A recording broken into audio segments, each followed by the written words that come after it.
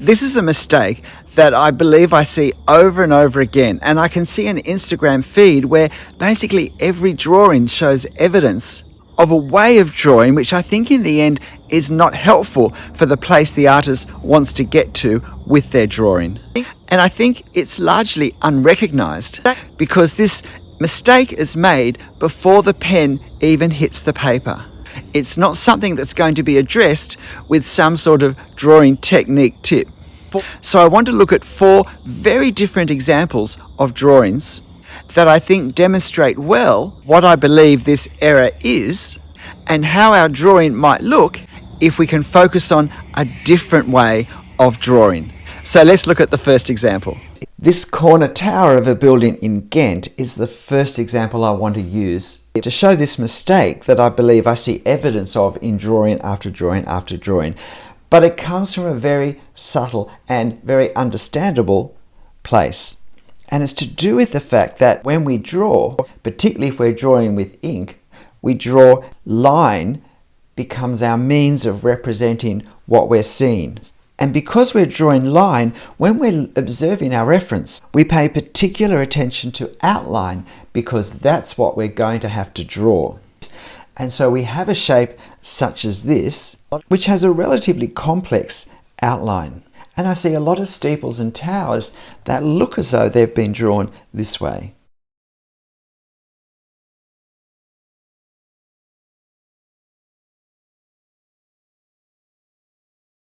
And we get something that looks like this, clearly recognizable. But rather than thinking of line when we're observing our reference, I think far more helpfully is that we don't think of line, we think of form.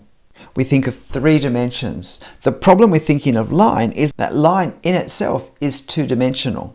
If we're drawing from a photo, our reference is 2-dimensional, which makes it even easier to focus on outline and on lines that we clearly see in our reference, as if you like, the key things that we want to represent. When what we need to be doing is considering that this 2-dimensional photo is actually representing a 3-dimensional object that exists somewhere. And what I need to do when I look at this is, before I worry about lines or outlines, I need to capture the 3-dimensionality of the real object in my mind, because that's what I want to be drawing. I want to be getting a feel for the roundness, for where it goes in and out, for how different parts are shaped, for where the sunlight is, and how that's both revealing and being affected by the 3-dimensional form. And what this means for me in how I draw is that instead of being concerned about an outline, I'm looking at structure and form and imagining, trying to feel 3 dimensions, roundness as I draw. So if I were drawing this tower from scratch, I'd probably actually start with this center section. And I'm seeing this as a separate section, as a shape in its own right. And I'm trying to get a sense of the roundness of it. And then above this, another shape sits on top. And I'm paying attention not just to this, but where this line goes, how all of these contribute, flow up in towards the shape on top. I'm also thinking of proportion of this shape to this shape, and in a moment to this shape.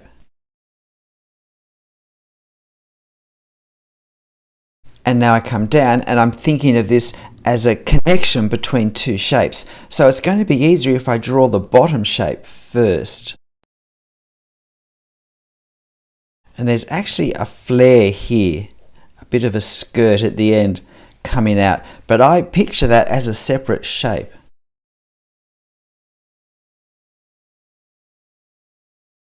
And because I'm seeing this as a series of stacked 3-dimensional shapes, I think it lets me develop a roundedness that's lacking here. And when I go to add any line work here, it's easier to actually be disregarding subtle changes of line and direction because of the underlying form. Whereas having drawn this as a series of octagonal shapes stacked on top of each other, I'm very aware of their form.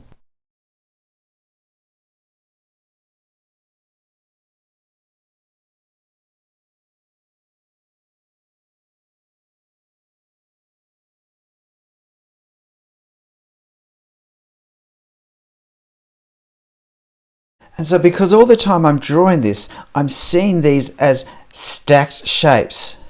I'm focused on form all the time that I'm drawing it. The edge is not a separate part, it's merely the outer part of the form. And as a silhouette, we should always give edges extra attention because we do see them more clearly. But this tower is not two outlines stuck together and then filled in some way. It's a three-dimensional form. And because in our observation we've been seeing it as line, we don't have as strong a sense of it being three dimensions. And this starts to affect the line work that we put onto it. Whereas when we've drawn it as a series of stacked three-dimensional shapes, we've been thinking form before we've put our pen on paper, and therefore it's easier to create molding, to position our lines to emphasize the underlying form that we're not so much seeing as feeling in our mind. Any detail that we add can then sit on top of this three-dimensional form, as opposed to drawn almost like a pattern between two outside lines. Is it making sense what I'm saying? Let's look at another example. For this example, we have a street in Paris. Now, when we're thinking line, when our focus is on line and finding the lines to copy when we look at this scene, then what we're going to see, and I want to focus on part of this facade, what we see are all these lines. And we grab at those and we give our attention to those because line is what I can draw with my pen. And so I have here the edge of this building and I draw the shape. And there's another one and I draw that too. And then I know I can see the wall thickness here, so I show that. I do some lines to show that. And then I have a wall that ends up looking like this. And this very clearly is a wall that's sloping away from us of a building. And we have these windows, 3 stories of windows. But what we haven't done with this is we really haven't captured the sense of this wall. We haven't captured this as a plane that's moving away from us, that even though this wall is flat, because it's moving away from us, it's creating three-dimensional space. And all of these windows are part of a form that is moving away. And because it's moving away, its shape changes, and it changes more the further away it gets. And this is the principle of perspective and foreshortening. When I'm drawing this and thinking of the form, feeling this three-dimensional wall moving away, that's also pierced by three-dimensional spaces. Then I'm thinking of the patterns, the ways in which form is impacted by perspective. I'm not going window by window drawing outlines. My overall thought is the form of this object, the building, and the ways in which it's moving through space is affecting what I actually see, and therefore what I need to draw. And we'll start with these lower windows.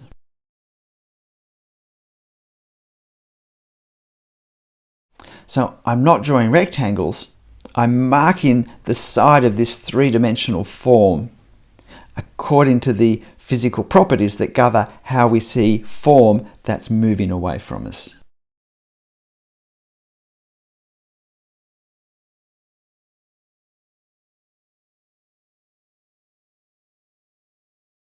And we can see that this way of thinking has let me capture far more accurately the sense of this wall actually moving away from us. Whereas drawing, where I'm focusing on line and I'm looking at individual shapes and copying shapes with outline, I end up losing the overall sense. At least in a precise, tight way, of the angle of the wall. But this is not describing the object in space accurately the way this is.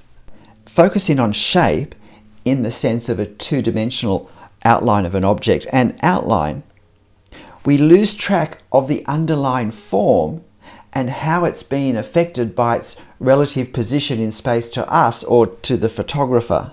And so we draw a lot of lines we can draw a lot of lines that don't manage to capture the form, because unfortunately we weren't primarily focused on the form, we were focusing on outline and shape that we could put directly onto our page. For our next example, we're moving well away from architecture to see how focusing on form rather than outline can help us create a better sense of reality. And for this example, we're drawing a tree, or more precisely, a shrub.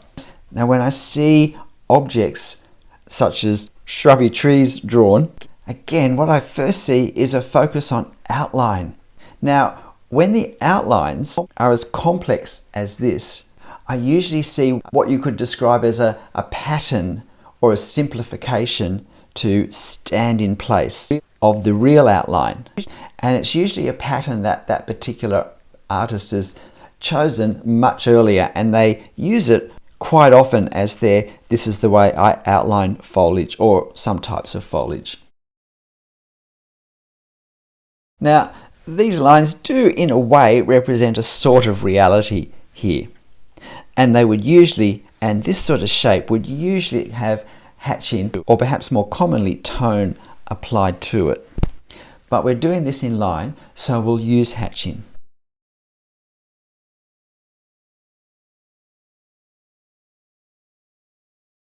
And it ends up looking something pretty close to this. And it comes from a focus on outline and on line, rather than on trying to read the underlying form, even when it's quite complex, as in the case of foliage. But if we're looking at this primarily as a three-dimensional form, then it has roundness. Parts are closer to us than other parts. Parts of it come towards us, parts of us move away from us.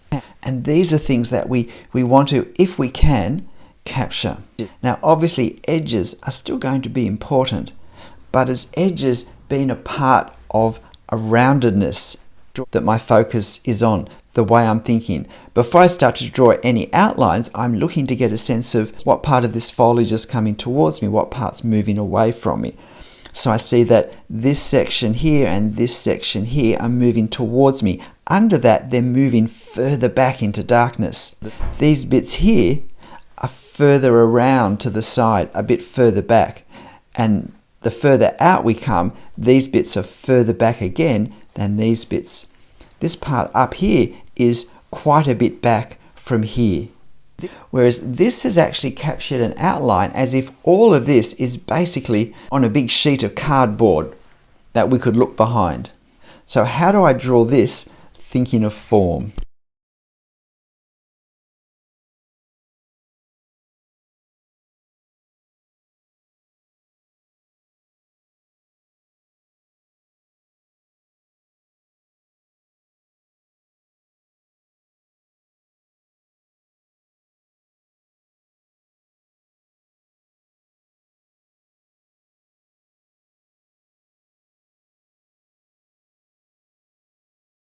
This'll do. But I think this line work captures the sense of three dimensions of this bush.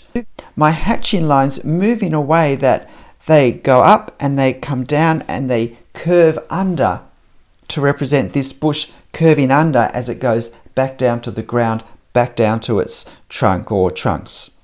I try and suggest with my line work the very fragmented leafy branches that are shooting up into the air. And I want to get a sense that some of these areas are much darker than others, even though it is a bit time consuming with a 0.3mm pen.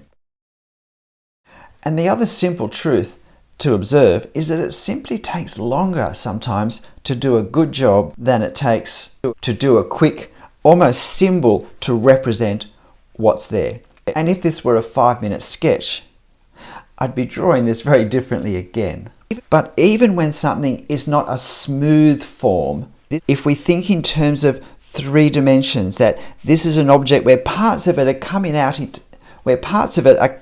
into space at me, and other parts are receding from me, and they're all casting shadows or coming into the light in different ways. And so I want to do my hatching to create the three-dimensional forms in a rough, jagged way, which reflects the reality as much as I can. And it will require more lines than a symbolic bush, and not just more lines, but more lines drawn with more intention, with more deliberateness to curve them under, to control their direction, than something where I just end up doing a scribble. And I see so many trees and bushes and shrubs where in the end the line that you can tell started with a little more control finished up becoming this scribble just to get the whole thing finished as quickly as possible.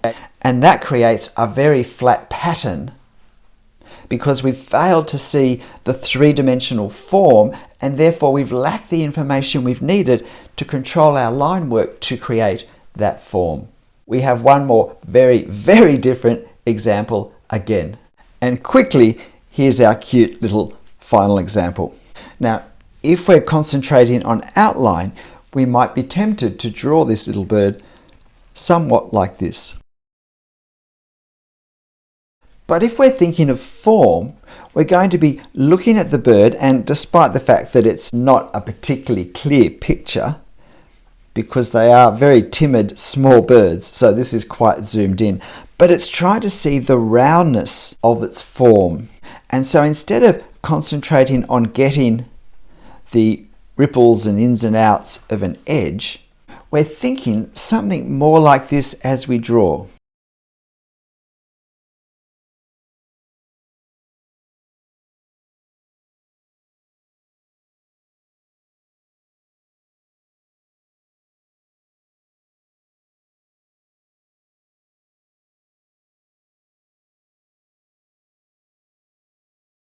And so we draw something that looks more like this. And look, the process that's going on in my head as I'm drawing this is I'm not concentrating on silhouette of line, because the tricky thing is that when we're drawing these sections where it goes in and out, we may not be sure that we actually line them up with the ins and outs on the other side. And we can end up with something that looks like it's misshapen, that it's been strangled by someone. What we need to do, I think, is to be identifying the form, identifying the spherical forms that lie within the body. Because while it's not this, it's also not an oval with some bits stuck on. There are numerous parts to it. There's a rounder section here in the head. There's a flared out section that comes out, which may just be feathers, or it may have some physiological underscoring. There's a roundness down here for its underbelly, which is actually, I think, quite a separate piece of physiology to this underbelly roundness a bit further up. And then there is a protuberance here, which seems to reflect this curvature here, as if physiologically this part moves in a way differently to what's underneath, or at least the way the feathers sit seems to change in some fundamental way for some reason down here. And so we're looking at creating a three-dimensional feel for our bird's body, even though we actually haven't done much hatching except to indicate some local colour, the very dark blue local colour. When we concentrate on outline, we end up getting a cartoon-like appearance, because cartoons are basically outlines of three-dimensional forms.